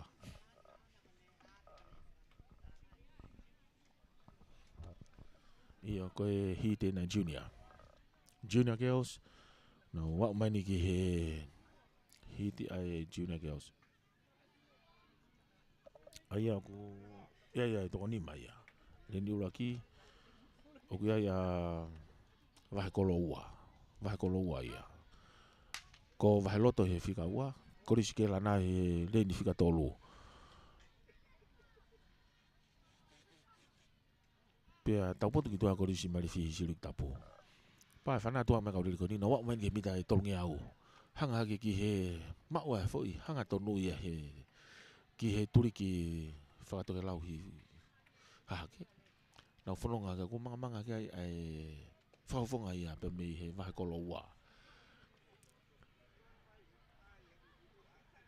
to hiki mai be mo va loto hiki mai mo va loto lo donga na men ke mita to e mita e uang au mahino ai e nau feto ke aki ai i he mo te ki ulo mai koe na la a mahino pe te furi hi ai mo mari mo e feluriaka e a koe whafofonga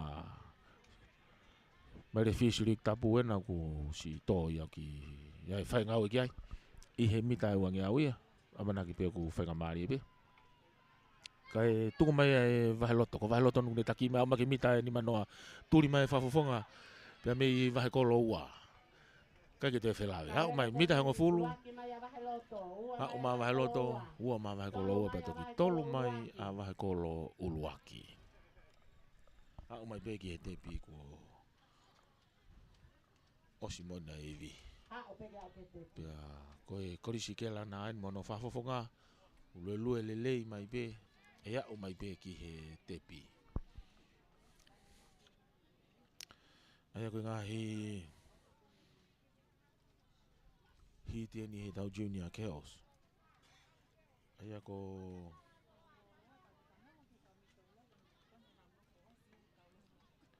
Ai ko lanu mata mahino ko vai ko lo aki ya.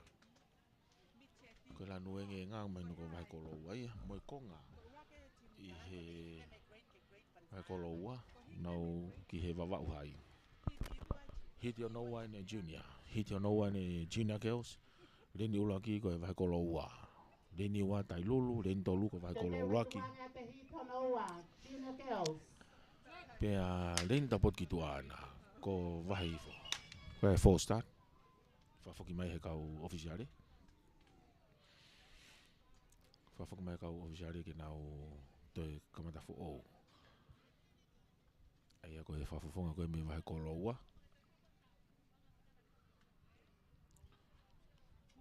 Ai ko fa fonga me vai ko lo wa me leni ulaki ana ne ulaki kamata ia lele. Ko leni tapot ki tua ko vai loto. Pa fana tuang me kau le ko ni. Ai aku le fata hape ai ngahi le ni ku wa fe fe tai lolo ya le he ni ulaki le mitai fa ngeau vale au pite asa ka tai lolo o se mitai te au ai ko le ko ni uton ke vakai ye le fe ai fe fini tai lolo ko ni ku le mai ya le ni ulaki ka ko va ko lo wa ya ku toton ke le ni ulaki ka pate na tau hi be ni ko tu be ya disqualify i kake ko ngahi fonga fa teknikale be fok ke fu te kau no te ki kau matua tau spoti e ngai korisi ai nau fa nau spoti kon ko asima fa fonga tai lulu ya ka ko afi fo ya le mai i here ni uluaki va te foki pe ke pepa ko le ni uluaki ko saya bida lere aku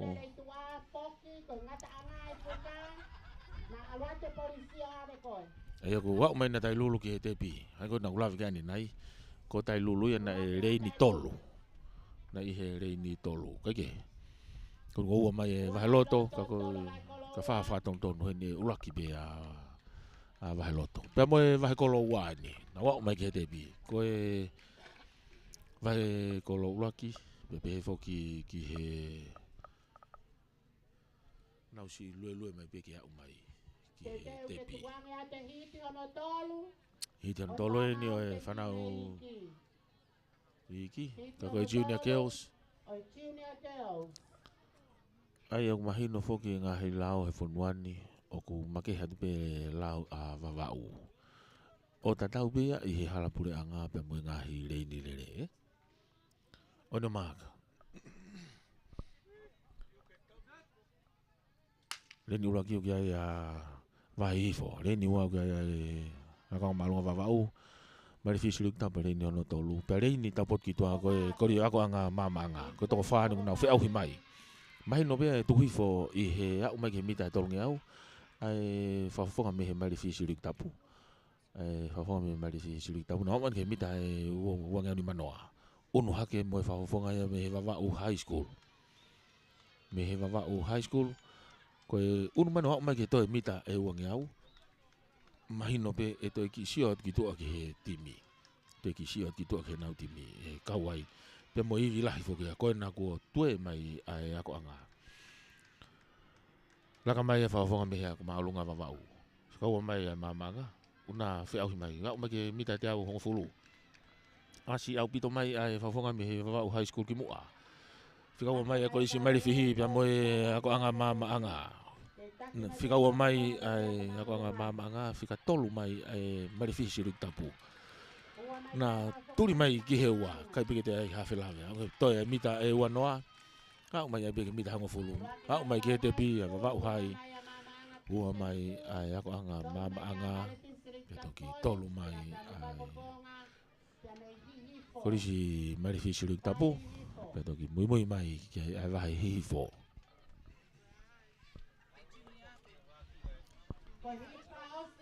ai ko junior girls ko junior girls e now hiti fo si ai ko Leni ulangi o kia va high school Leni fika wa tai lulu college fika to lu kia ko si ke la na pe foki ke maanga reni fika fa reni fika ni mata pot ki toa o ki ai va hi fo pa fa na tuanga de kaule ko ni I mita e fa ngau ma au pito mai ai fa fo nga ia me he va hi fo I reni ta potu ya ki toa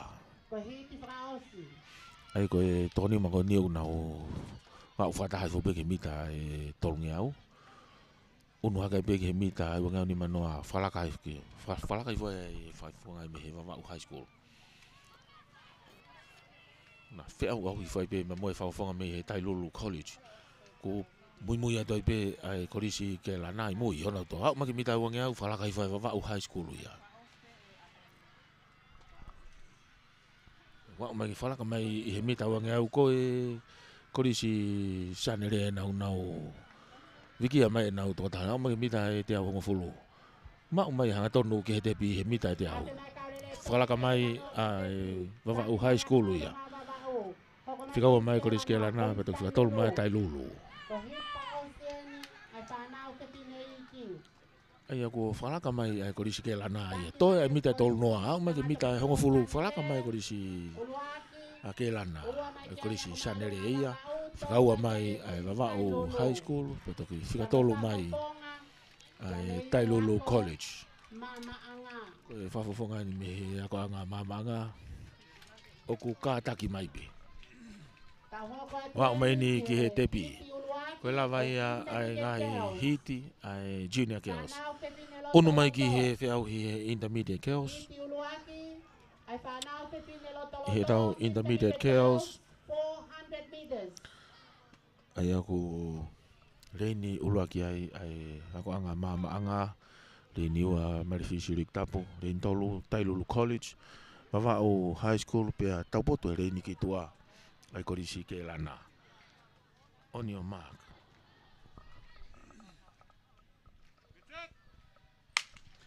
pa fana tuang me kaure ko ni mava mai kaure mai no pe turi hake korisi ako anga mama anga loto I Reni taupot ki loto fala ka mai ai korisi Marifisirik tapu fala ka mai ai Tailulu na wa man ke mita ai tolngi au mai no ai turi vave abito ai asia fo ai korisi ai ako anga mama anga ai loto I Reni taupot I loto na wa man ke wangau ni manoa mita wangau ni manoa fala kai fa Tailulu na fe au hifo no mai ke mita wangau ono noa to ni ai mita au man ke mita wangau fala ka opito fa Tailulu ya mito ko korisi ako anga mama anga ni ku fika tolu atu ai ako malunga vava'u au mage fala ka mai he mita wangau to mita tau ni manoa fala ka ma vava'u hai I he ako anga mama anga fika mai ya fika tolu mai ai korisi ke lana ai ako to ta haena taki mata Tailulu to mita tau taki mai korisi Tailulu hoko mai ka fa fo me ako malunga vava'u ai ako puri ai fa fo ngai ako anga mama anga ta ko na usi to fo ya Reni fa ya te ngau ke ai koloskulaa ia ko ke ko au mai ke te pi mita ngo fulu au mai ke te pi ula ka Tailulu ua ai ako anga malunga vava'u fika tolu atu ai korisi ke lana korisi sanga to petelo sanele fa korisi ai ngotamaiki ya umai ni ai korisi Marifisirik tapu ke tepi ka I he mita te au ni manoa si fai ngau ya te ki ai ka ofisiale na tolu ki he fafofonga korisi Sirik tapu ai ko hit fa senior intermediate girls Len dapat kilo to fika ula kiu kia ko malunga vava'u fika ua Marifisirik tapu fika tolu ko ke lana tolu Tailulu pe fika fa ko ako anga mama anga pa fana kamata mai le he takai ta mita fa ngiau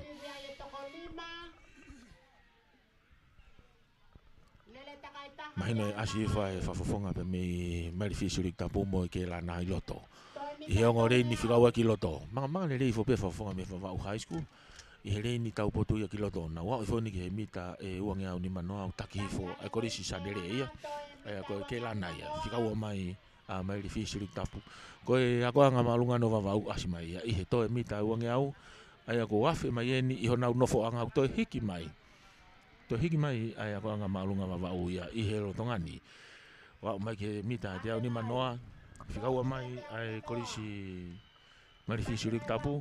Whikatolu mai ai korisi ke lana. Au mai ke mita.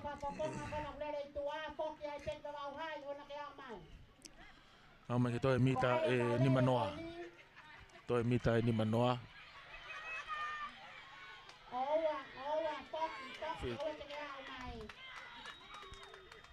Nene Maria o pitoni. Kau maki toi mita tolu noa ko whakalaka mai a marifihia. Marifisi rik tapu ia i he wawau high school. Whikatolu mai a tai lulu. Eko na ulawe ke ni nai. Alo tonga malu lelei. Malu lelei e vai whanua ne pongpongi. Ya umai e ni ki he hoatani.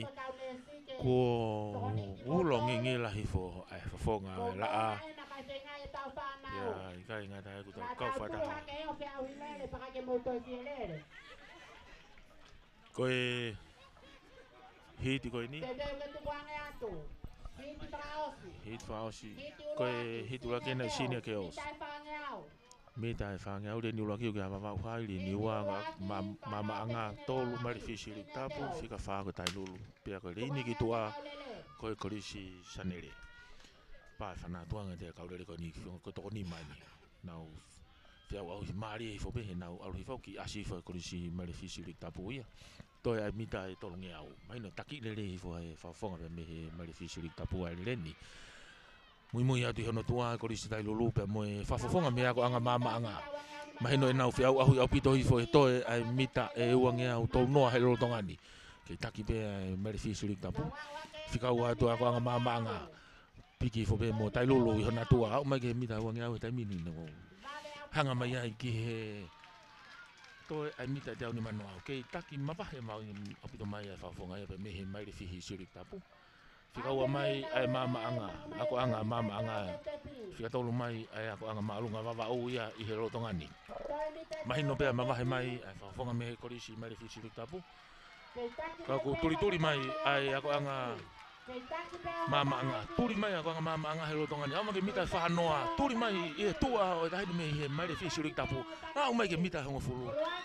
Kofi mai ke tepi ulaki pe. Ai whawhonga mehe korisi marifisi rik tapu. Pea whikaua mai ai ako anga mama anga koe korisi mawenga maari e tonga tapu. E toki whikatolu mai ai ako maalunga o wawau. Koe toki au mai ni ai whawhonga e mehe ako korisanere. Hoko mai ki he hiti koe ni.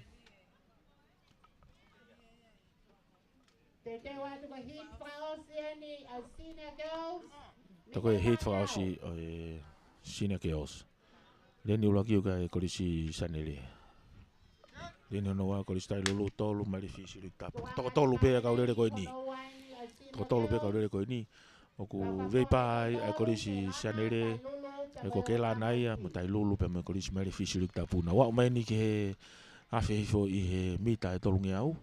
Taki fo pe korisi marifisi rik tapu i toa. Whikau hai whatai lulu. Asi whatai lulu i loto.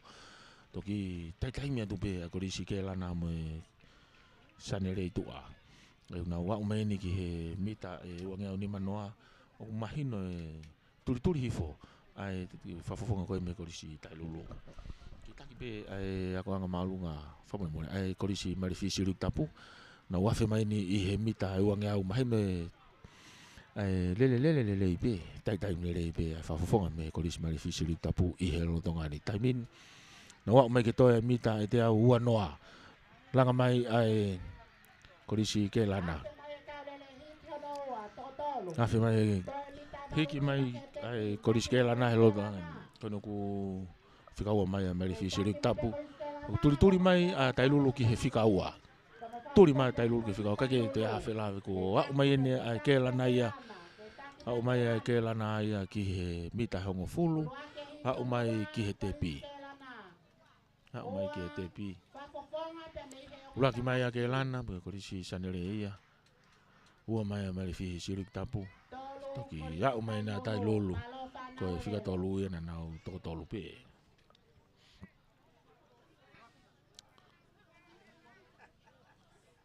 Koe lawa ia ai ngahi hiti. I he iveni mita e whange au. ai whanau whewhine. Koe hoka tue ni ki he track event. I he track event, i he whanau tangata. Ka koe Mitchell Toys. A koe wahe loto ni leni ulua ki ua mai le fisiri tapu. Tolu ma wahi i fo wha mai a wahe kolo ua. Pea tapoto atu ki tua. Koe ako anga mama anga ia. Pea moe wahe hake. Mari whake ngah lere koe ni ko hui koe lalahi koe ia ki whanau. Lalahi koe ia whanau lele. Taki voe nia e hiki i...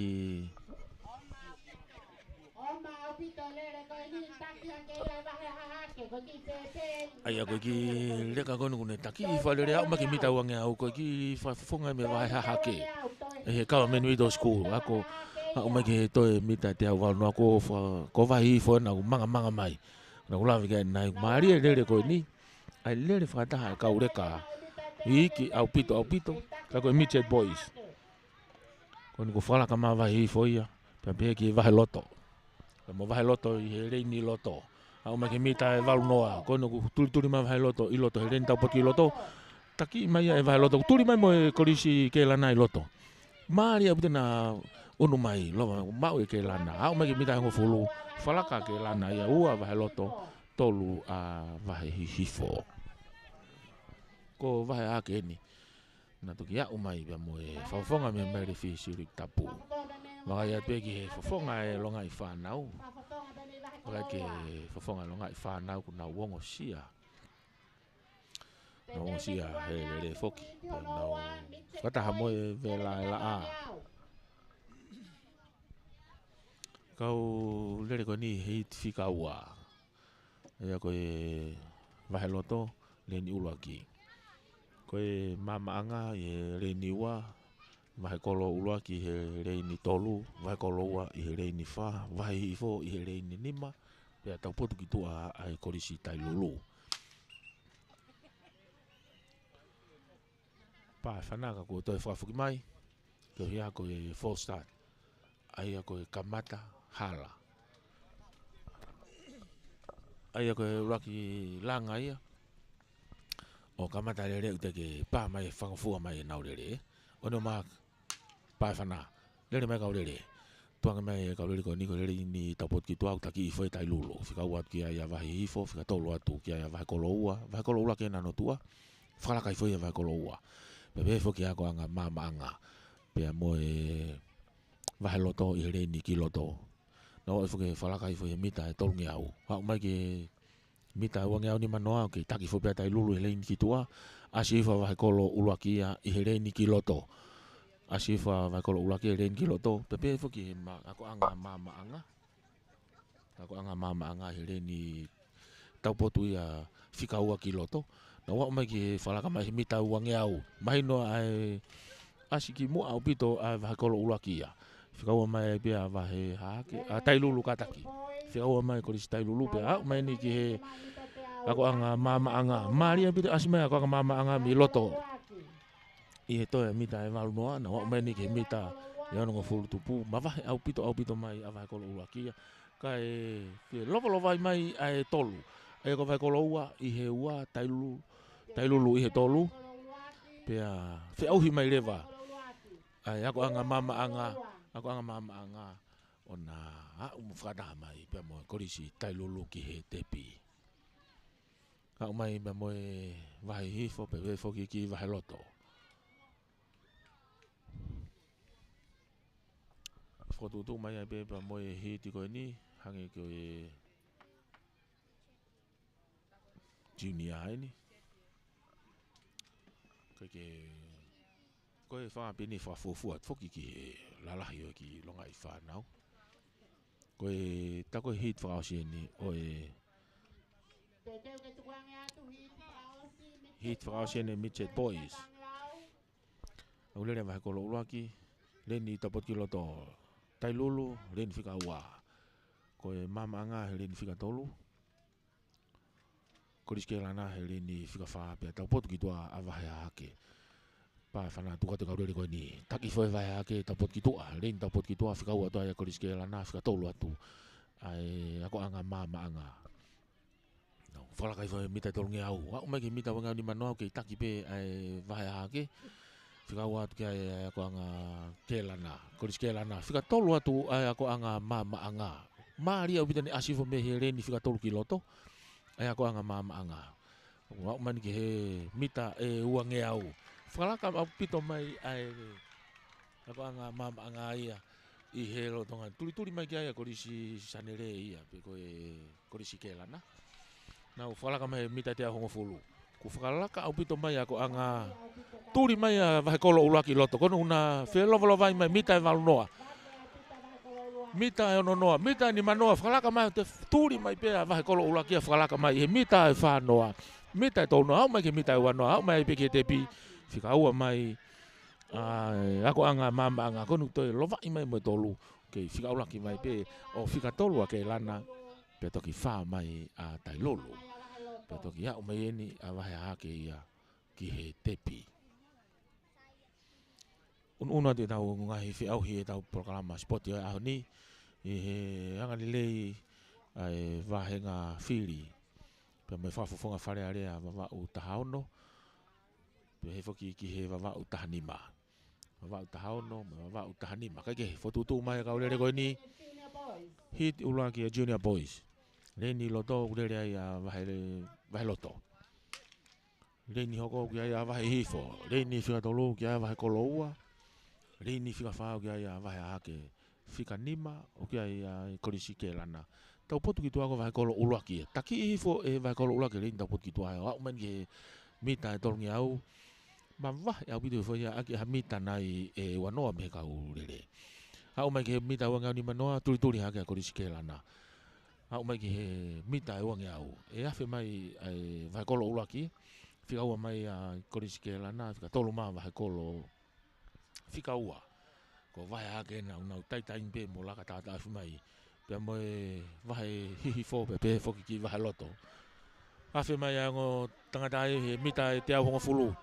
Tuli mai ke la nai he reini kiloto tuli mai he fika ua o taki mai o mai mita val noa fala ka mai ke la nai o mai mita ni manoa kono to hiki mai va kolo hiki mai va kolo fika ua kono una fe lova mai o mai mita ua noa ke taki pe ke lana o mai ki he tepi ko ulaki pe ke lana fika ua a va kolo ulaki toki fika tolu mai a va kolo fika ua toki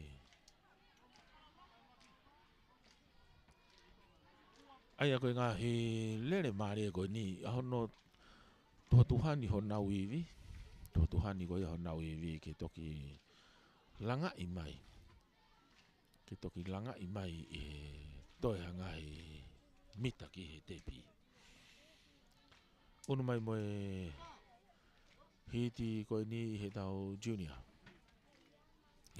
boys ka ko mita fange au ai ko taka ia taha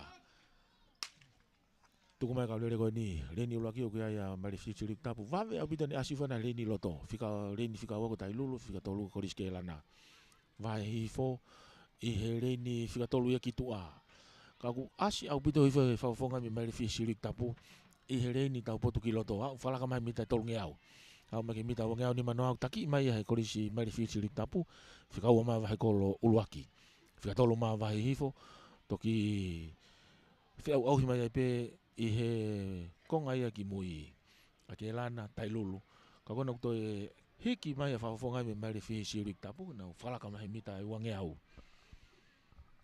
fala ka mai mita wange au mai ke mita te au ni mano fala ka mai te au wanoa au mai ni ke mita te au fulu hanga tonu mai ki he tepi fala ka au pito mai re ni ki lo to ia ai fa fonga ko ia me he mari fi sirik tapu Vai abito mai ka mita nai tol noa au men ke mita tol noa mita wa noa au men ki he tepi ko to ya mai ai nga hi fononga ko fika wa ni ko vai ko lo ulaki tolu mai vai loto ko to ya mai ni ki he tepi fa tai lulu ni mai ke lana to ki au mai ai pe mo hi fo ki he tepi Aia koe osi pe event koe ni track event koe ni toki hoko ai ki hoa mau mea toko ni. E te au toki hoka tai pea ki hoa mau mea toko ni. Pea koe ongo event la lahi koe i hoa e fiafi koe mita uange au pea mai lere fuka motu. Koe ngahi event ni maari e ia. Lenda pot ki loto ku ia e whaufonga me he mari fesi uri ki tapu. Koe Vava'u High School len fika ua pa whana tuange mai kaurere koe ni. Mami apito asimai ai whaufonga me he mari fesi uri ki tapu he lotonga na mata tatau whinaua pa me reini fika ua ki loto ai Vava'u High School. Na wao me ke mita tolungi au mahino pe ai whiilonga ki au pito a kaurere ni. Na to ai whaufonga ia pe me he mari fesi uri ki tapu. Kai tuange te kaurere ia taki mai a Vava'u High School. Au make mita wange au. Mame au pito ene rere ana. Mame au pito ene taki mai a kaurere au make mita te au hongo fulu. Mo au make mita te au hanga mai ene ki he tepi. Toi whakaari au pito ai ki whafofonga ia me he Vava'u High School. Aku turi mai a tailulu ki he ua no me ke mita no noa falaka mai mita ni manoa lo tongani turi mai tailulu ki fika ua te pe fuki ki he mako anga mama anga ulaki mai be ai Vava'u High School ua mai Tailulu College pe he fuki ki he mama anga Christian School pe ko e ako anga mama anga Kristiane. Aia, ko toki ia umei nia ai whafofonga me vai koloa ki he tepi. Ko e whafofonga me he vai haha ke. Ko ne toki ia umei ke mita e hongo fulu, lu e mai be.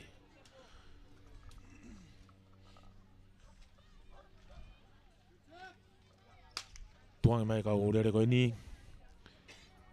Vame apito no taki mai lere ko ni mita whangea ne tangata loto ko intermediate poise. I he reini ulu aki o kia e korisi ke lana. I he reini whika o ki loto kia e ako maalunga Vava'u. Pea pehe foki ke korisi tailulu he reini whika tolu. Ai ako vame apito asifo ai whahofonga me Vava'u High School. I he reini taupotu ia ki loto. E kuna whiau au hi mai naua mo e whahofonga me he korisi mai le fi siurik tapu. Na umai ke mita uange au. Oku na afe na mata tatau mai na afe mai he mita uange au. Au make mita te au ni manoa na ke mata tatau mai be. Au make mita te au hongo fulu. I he lotonga ni mahino ko whakalaka mai. Ai whafofonga ia me mai le fi siurik tapu. Whalaka mai ia i he mita e ono noa. Au make mita ni manoa whalaka mai le fi siurik tapu ia. Whikaua mai ai whafofonga me hapa ngama alunga Vava'u. Kau turi mai a korisi sanere. Turi mai a o ua. Turi mai a o ua ki he tepi. Mahino ko e toki tolu mai ai Vava'u High School. Toki au mai ki he tepi. Toki veteki pe mei velata Ai ko e ono mai eni ki he hiti hono ua. Kapau pehe nau lere lai vai. Wano kapate nau toe su ki spaiki. Tuanga mai kau lere koni. Ko reini tapot ki loto kia tailulu toko wha pe kau whiau koni. Reini whikaua ki loto kia Vava'u High School. Reini whikatolu. O kia e meri fi siurik tapu. Pea ko reini tapot ki toa kia e whafofonga pe mehe korisi ke lana. Whalaka mai he mita e tolungi au. Mawahei fo ai whafofonga me ako maalunga Vava'u. Turi hake whafonga me he mare fihi siurik tapu hino tua moe ke lana, korisi ke lana. Ko tailulu e na ku whama o tupe me mui na wafe ifo i he mita e wange au. Hei koe na kulawe ke ane nai, koe ako maalunga na o Vava'u, na unofo tonu mai be i he hafe anga mita e wange au. Toki pamu i mai aivi. Ko ni kuto hiki mai ai kaurere i au mai ke mita te au anoa. Te au anoa ko hiki mai me whafofonga me korisi ke lana. Ke taki mai pia malunga Vava'u kon ko whalaka mai ke lana ia. E toi mita e valunoa. Whalaka mai ke lana ia. Kon ko fe lolo mai ai ua. Ko e ako malunga Vava'u. tolu mai a tai lulu pe toki wha mai a toloa. Wha mori a mai le fihi mo siuri ki tapu. Ai a koe maari au pito ngahi le reni. Ta koe tau hia ai whafofonga mehe korisi sani le. Mai ako anga ke lana. Ta koe ne kai ana ni ai lere takai taha. Toki whakari ari mai he toi ai mita e te au hongo fulu. Unu mai ni ki he senior boys. Hiti ai senior boys e mita e whangi au. Tua me kau lere koe ni koe stai lulu te reni uluaki. Reni ua koe ako anga mama anga whika tolu wawau high school. Reni whika wha kitua. Oki ai kore si mai le whihi ia. Taki i fo he whafofonga i koe ni arere. O ma au pito whalaka mai mita e tolu ngea ua. O ma ke mita wangau ni manoa mahino au pito. Hono taki i fo he mai le whihi sirik tapu. Toki whetao tau mea tu ai ngahi korisi ko tai lulu. Ako anga mama anga pepeke ako maalunga wawau. Pea moe korisi ke lana i tua. Wafe mai mita wangau. Turi maari he fo. Ai korisi ako anga maalunga wawau. Pepe foki ki tai lulu. Pea moe ako anga mama anga na wafe mai he toi mita te hongo fulu. Ko taki mai ako anga maalunga ia wawau.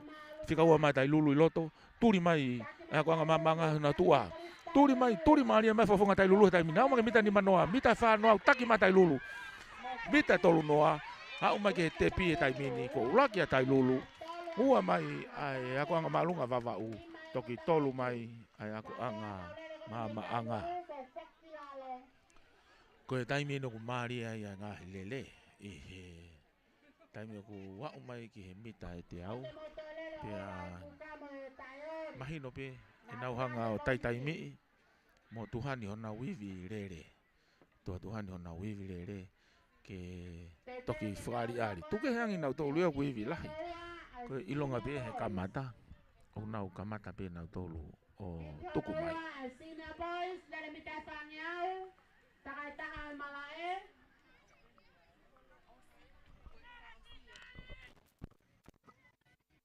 Koe lele praosi e le mita whangiau e ahoni. Hiti ono ua. Aia koe hiti ono ua. Senior boys. O lere ai reni loto kia tai lulu. Reni ono ua meri fisirik tapu. Reni ono tolu kia ako maalunga wawau. Mei tua korisi ke lana. No ma ke mita tolu ngea au. Mahino e manga hifu e tamsi ia pe mehe meri fisirik tapu. I he tua ina o e whafonga me ke lana. No ma ke mita wangau ni manoa. Ki taki pe korisi ke lana i loto. I he koe reini ki tua. No wafe mai i he mita e ua ngea au eni. Ku mahino ko whalaka mai ai whonga me he meri fisirik tapu he lotonga. No ma ke mita te au ni manoa. Mita te au tolu noa. Au ma ke mita te au tolu ua noa he tai. Mahino ko toi hiki mai. Ai whafonga ia pe me i he korisi meri fisirik tapu. Mui mai pe ono tua ai korisi ke lana. Au ma ke mita ni manoa. Turi mai korisi ke lana he tai mini ka oku ikai. Toi ai hawhi lave. Kau toi ai hawhi lave. Au mai ke te pi meri fisirik tapu. Ua mai korisi ke lana. Tolu mai ai ako maalunga wawau pe toki. Hau mai eni ai korisi tai lulu. Hau mai eni ai korisi tai lulu ia ki he te pi. Koe marie ia sipoti. Mei he mala eni poni. Marie taha eni o ngahi sipoti.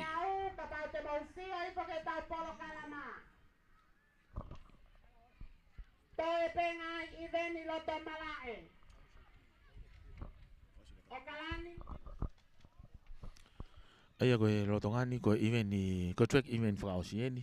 Aya koe track event whika tolu ia. Pea koe polokalama hoko heni ko mau heni koe tau kaihoa ta ia. Pea wea whakamalo lahi eni ke kau sponsor. Ki kau sponsor. Pe ki he ongo whafofonga wharearea pa me wahenga whiri ki taha ono. Ona po toke ta mire mua skela tu me wahenga whiri me taha ono. Wawau taha ono. Pe whoki ki he wahenga whiri wawau taha nima. Ki ona po sami ukui ta vai pulu pe moe wahenga whiri wawau taha nima. Whamalo lahi ki au luke e saina. Ko luke na i he fuho tere lahi. Pea moe whare koloa maa I loto nei afu. Pe foki ki ngahi Portungawe ai pure anga ai okia ai minista fi whakatau aki pe mo e whakalaka I o ekonomika I he nau pou mai pe nau fie tokoni mai ke whakamafola atu ai o wauni. Ako e proklama makehi whake me proklama wahi me he vai whanua wawau. Wai whamalo ia nau tole ngai business ko ni pe mo ngahi Portungawe ai pure anga I he vai whanua wawau. Panke langa whalakalaka PSB Bank, MPF Bank, Rowena Finance, yai pe mo Carl Senf, Ana Terenga, Tevunga Limited, EM Jones, Maytech, Isiaola Furniture, Whakatau Mafi Finance, Wharepaanga pe foki ki officio ko wana. Pea I ene pehe tu he taimini, oku iai ai kai ho ata he taimini. Te tau foki ta tolu he ki he Vigilani House ki tonga tapu. Whamalo lahi atu anolo, mau e whainga maari ko nika te tau toi whoki mai anai nai yangi e hili ko ia ai mau e atoko ni hoata ko e iweni maari e ne ua ai a ko e mita e wangi au mo e lere fuka motu whafuafua ke taimi ua e fiafi malo apito mo mea mai